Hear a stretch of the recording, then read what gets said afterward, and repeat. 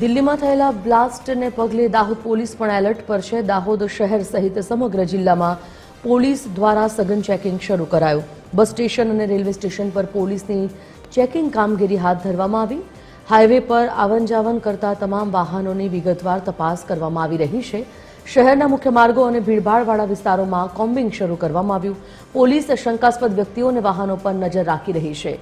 LCB, SOG, BDS તેમજ parole flow સહિતની સુરક્ષા એજન્સીઓ જિલ્લામાં સક્રિય છે। એવામાં શંકાસ્પદ ગતિવિધિ જણાય તો પોલીસને જાણ કરવા માટે પણ અપીલ કરવામાં આવી। નાગરિકોને સાવચેત રહેવા અને શાંતિ જાળવવા માટે પોલીસની અપીલ છે।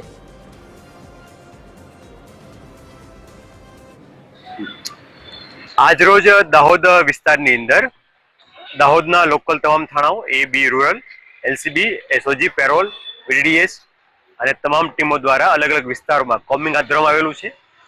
અલગ અલગ વિસ્તાર ચેકિંગ કરવાની પ્રક્રિયાઓ, અજાણ્યા લોકો ચેક કરવાની પ્રક્રિયાઓ, બસ સ્ટેશન, રેલવે સ્ટેશન કે જ્યાં જગ્યા હોય એ તમામ ચેક કરવાની પ્રક્રિયા હાલમાં ચાલુમાં છે।